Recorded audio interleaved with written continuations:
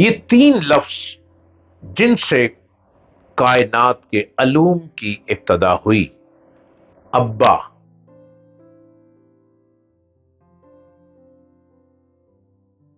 باپ، والد، father, daddy, ابا، پاپا، یہ وہ ورڈ ہیں جو بڑی جان نثاری والے ورڈ ہیں. جس کے سر پہ اس کا باپ کھڑا ہو اس کو یوں لگتا ہے جیسے میں بہت طاقتور ہوں.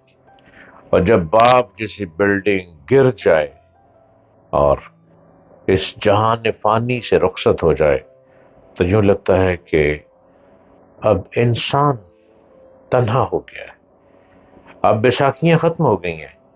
اب اپنے ہی سہارے پہ چلنا ہے، اپنے ہی پیروں پہ بھاگنا ہے.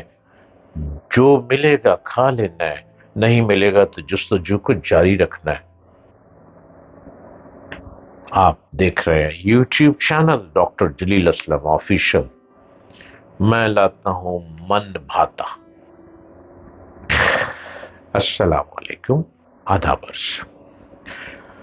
باپ گھر کا سائبان، ابا آب کے لفظ سے موسوم کیا جاتا ہے. یہ تین لفظ جن سے کائنات کے علوم کی ابتدا ہوئی. ابا بچے کی توتلی زبان سے جب بولا جاتا ہے تو زندگی مسکراتی ہے. قرآن مجید میں اب 19 مرتبہ آیا ہے، 19 مرتبہ آیا ہے. اب کی جمع ابا ہے جو کہ قرآن مجید میں 64 مرتبہ آیا ہے. اب کے معنی ہے مسلح، مجد، ظاہر کرنے والا اور مالک کے معنی آتے ہیں. ہر زندہ شے کا باپ ہے. اللہ تعالیٰ نے فرمایا ہے کہ میں نے ہر چیز کو نر اور مادے کے طور پر پیدا کیا. پودے ہوں یا پھل پھول، جانور ہو یا کیڑے مکوڑے، چرند ہوں یا پرند، ہر مخلوق نر اور مادہ کے طور پر تخلیق ہوئی ہے. ہر بچے کا باپ ہوتا ہے. باپ کے بغیر تخلیق جنس ایک سوالیہ نشان ہوتی ہے. ماں بچے کی تخلیق کی ضامن تبھی ہوتی ہے جب اس کو باپ کا ملاپ حاصل ہوتا ہے. باپ سورج کی مانند ہے جس کے بغیر کائنات اندھیرے کا شکار ہو جاتی ہے. باپ کے سائے سے اولاد کو شفقت پدری کی نعمت مل جاتی ہے. ماں اگر جنت ہے تو باپ اس کا دروازہ ہے. باپ کو گھر کی عمارت کی چھت، ستون اور دروازہ کہا جاتا ہے. جس سے عمارت کا ستون نہ ہو، دروازہ نہ ہو یا چھت سے محروم ہو، وہ عمارت بے لطف و بے فائدہ ہو جاتی ہے. ماں بچے کو جنم دیتی ہے تو باپ اس کو زندگی بخشتا ہے. ماں چلنا سکھاتی ہے تو باپ اس سے دوڑنے کا سلیقہ دیتا ہے. ماں بچے کو کھڑا ہونے کا حوصلہ دیتی ہے تو باپ اس کو کھڑا ہونے میں استقامت دیتا ہے. ماں بچے کو نگہبانی کرتی ہے تو باپ سائبان کا کام کرتا ہے. ماں گھر سجاتی ہے تو باپ گھر کو وجود دیتا ہے.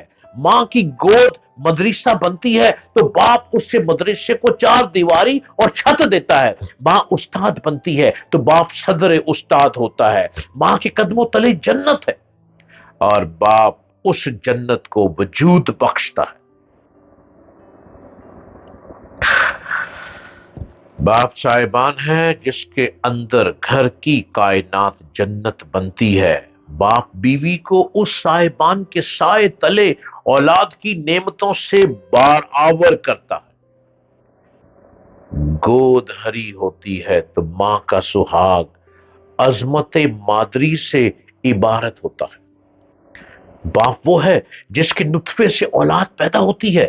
وہ بیوی اور بچوں کو نان و نفقہ دیتا ہے. یہ گھر کا ذمہ دار سردار مربی ہوتا ہے. گھر کا سردار ہوتا ہے جس کی رحمت و شفقت سے گھر کے در و دیوار سے گلشن پدری کے سائے ابھر کر سکون اور عافیت کی چادر میں لپیٹ لیتے ہیں. ہر سو لطف و مہربانی کا سرور اور باپ کی عظمتوں کا غرور اپنائیت اور خودی کو دلوں میں جا بساتا ہے. باپ وہ ہے جس کی قسم رب کائنات نے اٹھائی. باپ کے وجود سے ماں جنم لیتی ہے. باپ ناراض ہو تو رب کائنات ناراض ہو جاتا ہے. آقائے کائنات صلی اللہ علیہ وآلہ وسلم نے فرمایا کہ باپ جنت کے سب دروازوں میں سے بیچ کا دروازہ ہے. اب یہ بیٹے کی مرضی ہے کہ وہ اس دروازے کو ضائع کر بیٹھے یا اس کے حصول کی ریاضت کرے. باپ کا برتاؤ، باپ کا رویہ، باپ کی محبت اور باپ کے خوف کے سارے تصورات رب کائنات سے متعلق ہیں. اگر کسی نے باپ کی اطاعت سے ہاتھ کھینچا تو اس نے اللہ کی اطاعت سے اپنا ہاتھ کھینچا، کیونکہ افضل البشر حضرت محمد صلی اللہ علیہ وآلہ وسلم نے فرمایا باپ کی اطاعت اللہ کی اطاعت ہے. جس نے باپ کی نافرمانی کی اس نے اللہ تعالیٰ کی نافرمانی کی. اپنے گھروں میں محبت اور شفقت کے پھول پھیلانا شروع کر دیں. گھر کب ٹوٹتے ہیں؟ جب گھر کے لوگ گھر کے ستون کو دیواروں سے نکال دیتے ہیں، جب گھر کی بنیادوں کو کمزور کر دیا جاتا ہے اور باپ کو گھر سے اکھاڑ کر سڑک پہ پھینک دیا جاتا ہے، تو یاد رکھیں وہ گھر کبھی بچتے نہیں، وہ گھر کبھی بستے نہیں، وہ گھر کبھی آباد نہیں ہوتے، اور گھر میں رہنے والے اس باپ کی اولاد بھی بکھر بکھر کے تنہا رہ جاتی ہے.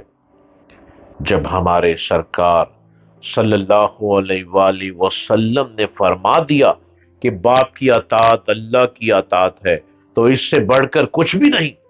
اگر آپ کا باپ زندہ ہے تو اپنے باپ کی خدمت کریں، اپنے باپ سے محبت کریں، اپنے باپ سے وہ پیار حاصل کریں کہ باپ آپ کو دیکھ کر تڑپتا ہے. ان کی آنکھوں سے نکلنے والے موتی محبت کے موتی ہوں. دعا کریں کہ باپ آپ کے دکھوں کے ہاتھوں اپنے آنسو نہ گرائے. اگر باپ کے آنسو آپ کی تکلیف دینے سے گر گئے تو آپ ساری زندگی کبھی سکون نہیں پا سکیں.